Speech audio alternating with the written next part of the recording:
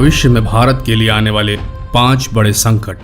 आखिर वह क्या समस्याएं होंगी जो भारतवर्ष को आने वाले समय में घेरेंगी। ये वह समस्याएं होंगी जो देश की उन्नति के रास्ते काट सकती हैं, जो देश को सुपर पावर बनने से रोक सकती हैं। तो सबसे पहले हम सबको मिलकर भारत देश पर आने वाले इन संकटों पर विचार करना चाहिए। एक रूपरेखा तैयार करनी चाहिए कि कैसे निपटा जाए इन 5 संकटों से जो भविष्य में भारत के विश्व गुरु बनने के पथ पर राक्षस की तरह मुंह फाड़े खड़े हैं। मेरे देशवासियों, ये वीडियो हमारी स्वयं की अभिव्यक्ति का माध्यम बिल्कुल नहीं है, बल्कि ये आप देशवासियों के लिए वह सुनहरा मौका है बोलने का, अपनी बात रखने का, एक स्वस्थ चर्चा करने का। हम तो बस आपके सामने इन संकटों को रख रहे हैं, पर हमारी निगाहें इस छोटे से चैनल के मुट्ठी भर सब्सक्राइबर्स पर होंगी जो अपनी अभिव्यक्ति कमेंट सेक्शन के माध्यम से प्रकट करेंगे।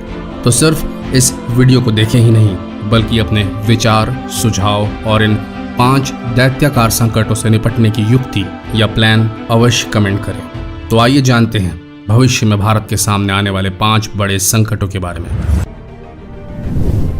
सब्सक्राइब करें हमारा चैनल और लेटेस्ट वीडियोस के लिए बेल आइकन को क्लिक करना ना भूलें।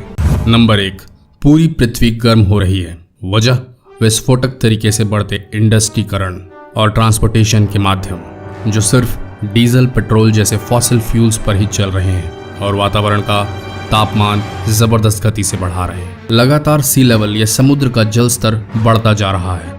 ऐसे में देश की सीमाओं पर बसे सारे शहर और कस्बे आने वाले समय में जलमग्न होने वाले हैं, पानी में डूबने वाले हैं। यही नहीं, आज़ादी से भी पहले से मशहूर देश के बंदरगाह या सी पोर्ट्स भी नहीं रहेंगे। यहाँ एक जानकारी होश उड़ा देगी आपके।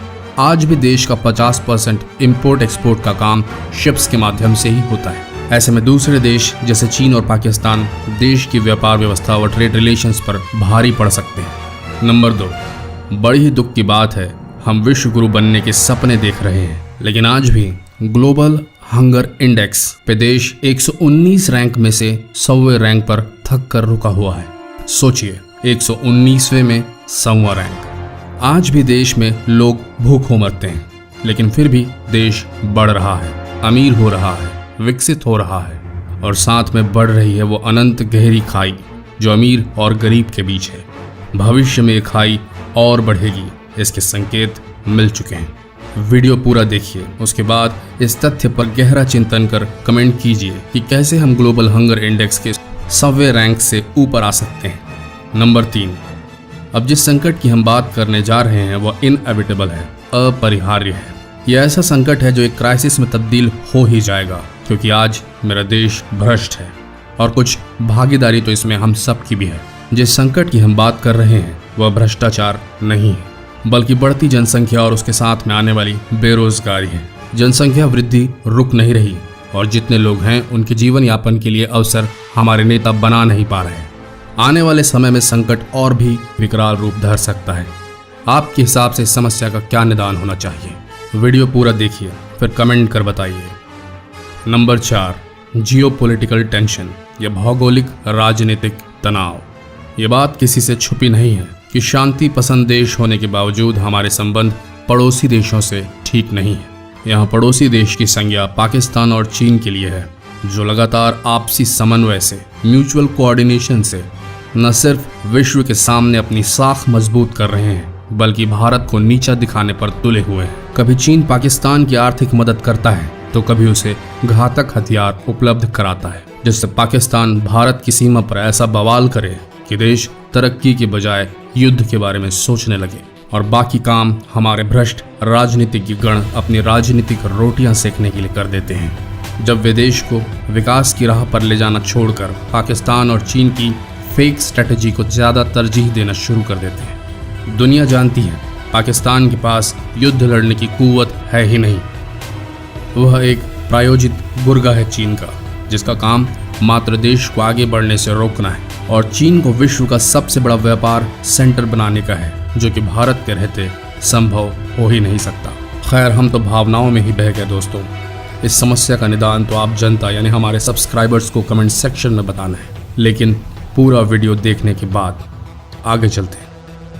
नंबर 5, आखिरी और 5वां संकट जिससे देश ही नहीं बल्कि पूरा विश्व प्रभावित होने वाला है, भविष्य में। और भविष्य में ही क्यों श्रीमान, हम आज ही प्रभावित हैं इससे। तेल के बढ़ते दाम इस आपदा की पहली घंटी है। कभी आपने देखा था इतने वर्षों में डीजल के भाव पेट्रोल को छूते हुए और हर दिन दाम बढ़ते हुए? ये छोड़ दीजिए भाई साहब कि तेल के दाम अरब कंट्रीज से अमेरिका और दूसरे देशों के संबंध पर आधारित है। ऐसा बिल्कुल नहीं है। आज आदमी मूतने के लिए भी गाड़ी लेकर जाता है, नौबत आ जाए तो। और ये बात हम सब भूल चुके हैं कि विश्व की सबसे बड़ी शक्ति कहलाने वाले अमेरिका ने कितनी जंगें लड़ी हैं और क्यों लड़ी हैं। सिर्फ एक मुद्दा, तेल। यह सच दुनिया से छुपाया जा रहा है। दोस्तों, विश्व के ऑयल रिजर्व्स खत्म होने के कागार पर है, पर किसी तरीके की वैश्विक क्राइसिस की स्थिति न हो जाए इसलिए इस बात को दबाया जा रहा है। और हमारे ये नेता कान में रुई डाले बैठे हैं, सिर्फ बोलना जानते हैं, बकना जानते हैं, सुनना जानना इन्हें नहीं आता।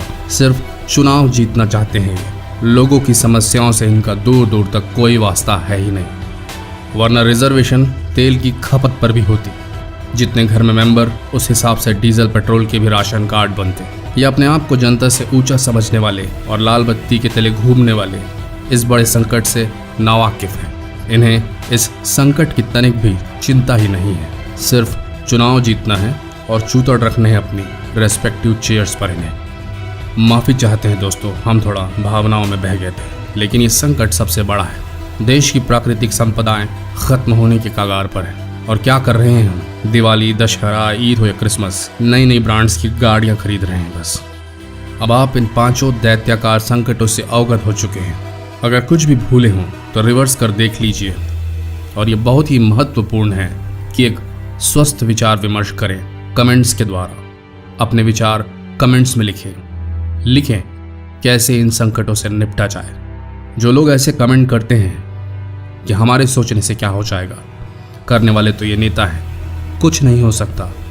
ये जो विचार हैं ये उस वक्त भी आए थे जब देश और भी भूखा था, और भी ज्यादा गरीब दुर्बल था, जब अंग्रेज राज किया करते थे। लेकिन फिर भी देश के भूखे पेट लड़ने वाले वीरों ने आज़ादी दिलाई कि नहीं? तो ये बिल्कुल ना बोलना या सोचना कि हमारे कहने से क्या होगा। भगत सिंह भी किसी व्यक्ति के विचारों को पढ़कर स्वतंत्रता सेनानी बने थे। हो सकता है आपके कमेंट पढ़कर एक और भगत सिंह मिल जाए देश को। तो सोच समझ कर कमेंट करें। आज बस इतना ही।